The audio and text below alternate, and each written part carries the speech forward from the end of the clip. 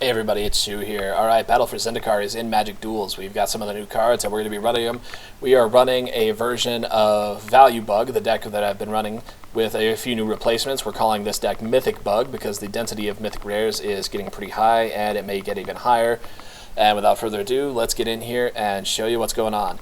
We are replacing 1 Bone Splinters from Value Bug with Nixilis Reignited, and we are replacing Guiltleaf Winnower with Sire Stagnation, and that's the only changes we're making so far. There are a few others that I'm considering making. Some of them are just a little experimental, some of them we don't have the cards for, and in the case of Greenwarden of MURASA, the second ability on it right now is bugged, so it's not worth running, but I'll probably try to find a place for it when they fix that. So we're starting with the fetch land because we don't care if our land comes in tapped on our first turn. We don't have any plays until turn 2.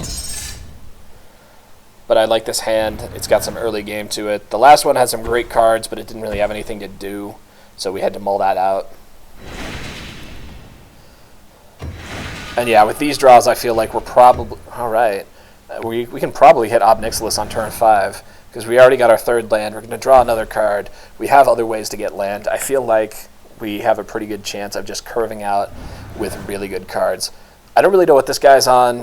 Rogue's Passage, though, generally to me indicates like sort of a red-green, like big meaty deck. For example, the 6/6 giant that has renown to become a 12/12. I see it in that deck a lot, but too early to really be sure. That's my first guess.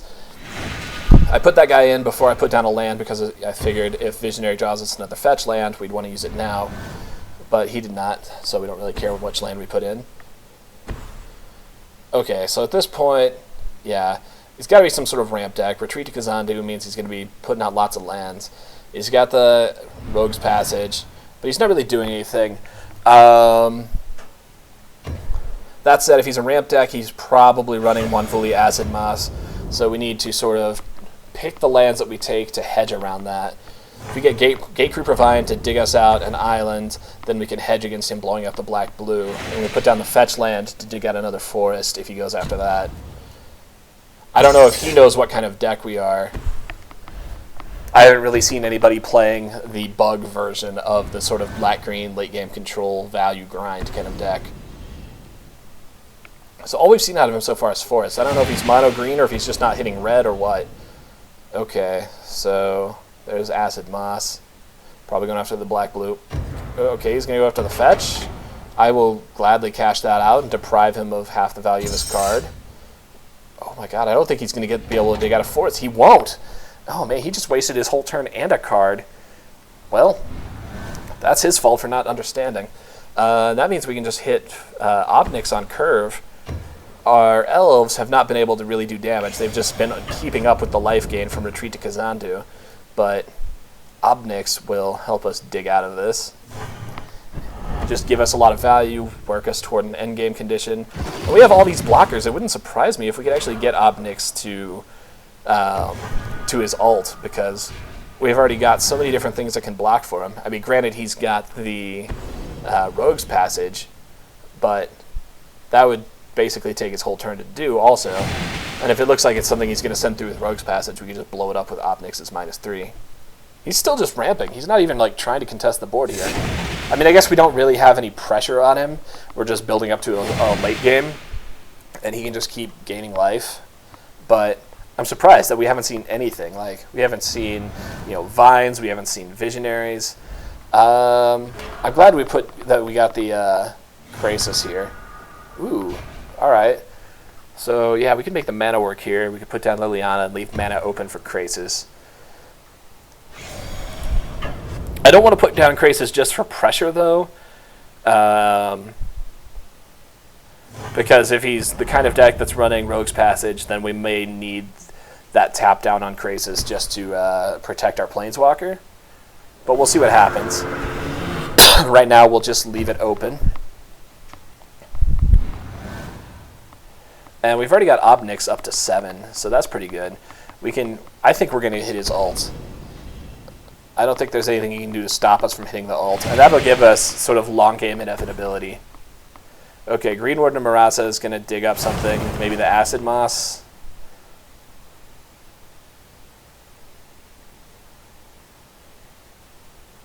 So this guy's playing mono green. He's got to be. There's no other reason to have just forests here, but that's weird.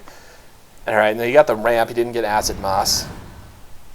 All right, we could minus him, but I really want to get Obnix up there to his ult. So I think it's better that we, the mana's going to be tricky, but I think we put down Evolutionary Leap, trade out an elf to flip Liliana so that she's protected, so that we can play Languish and not have it kill her, and then we can have 2 Planeswalkers and an empty board. And if Green Warden is still bugged, he's not even going to get his Acid Moss back, which is great for me. I mean, it sucks that he's going to get screwed by a bug, where before, like, when he got screwed, that was his own misplays. But what are you going to do? I'm going to take it. If he's going to run a card that doesn't work right now, I'm certainly going to take advantage of that. It's not like I have any way to tell him, I'm sorry, you can pick up Acid Moss and put it back in your hands. Then we're going to discard, I guess we can get rid of, I guess there's a case for getting rid of Reeve Soul, because we haven't seen anything small out of him, and Gatekeeper Vine might give us like some more insurance in case he pulls out another Acid Moss and actually makes it work right. Ooh, he dropped the Giant. Man, what game are you building to? Maybe he's got something in here that can answer our Planeswalkers. I guess, let's see. Gaia's Revenge could take out Obnix, and that would suck, and now he has enough land. Well, I guess he had enough land last turn because he had Rogue's Passage. But, yeah, I should have thought of that before. But I guess he doesn't have it. I should have thought of that before I cleared out all the guys that could have blocked for our Planeswalkers. So we made a mistake, but he didn't have the card to punish us for it. This guy's just gaining so much life. But he's not really doing anything. And we have 2 Planeswalkers ticking up to just winning the game. So I'm cool with this. We're going to cash out Obnix right now. Put that emblem on him and start putting pressure on him. And yeah, let's just start winning this game. Gaia's Revenge, I don't think he has anything that can mess with it. I mean, granted, green, everything he has could target it, but yeah, I don't think he's going to play anything that's going to stop us. And then at this point, yeah, we're going to discard a Reeve Soul, because we still haven't seen any little guys. Just hang on to that Bounding Krasis in case he plays something that uses... just in case he plays something that can take out our Planeswalker, like if he plays Gaia's Revenge or something, we can tap it. He dropped Woodland Bellower. What on earth are you building to, dude? Woodland Bellower's so good. And you... Alright. That's what he's building toward. Alright, that sucks for us. Glad we kept the Bounding Krasis so that we can prevent it from swinging on us. I still think we can win this because we can tap their guy down and still hit with Gaia's Revenge, and we've still got the emblem going. And that's going to happen every time any of us draws cards. So like right now, this guy's going in and he's drawing a card, and it's going to trigger the emblem again. Ooh, Bone Splinters. Okay, Ulamog is indestructible. I knew the old one was. I had to check to see if the new one was. Could put in Gravedigger and dig out another Visionary to hit the emblem and end this, but I'd rather keep Krasis here so that he can't swing with Ulamog this turn.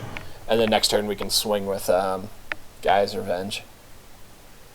But we're going to wait until he reaches his attack phase. Okay, still in range. Ooh, he's spinning Rogue's Passage on it now. Cool, he's going to waste mana. That's good for us. Sweet. We're going to tap that guy down. And now we actually have lethal on board unless he can find a way to clear something or put up some blockers or I guess gain a bunch more life. Alright, Blister Pod. That's actually a little annoying. Well, no, okay, we can take it out with Reeve Soul and then Gravedigger and Bone Splinters. That's a lot of cards to take out a little 1/1, but that'll give us lethal.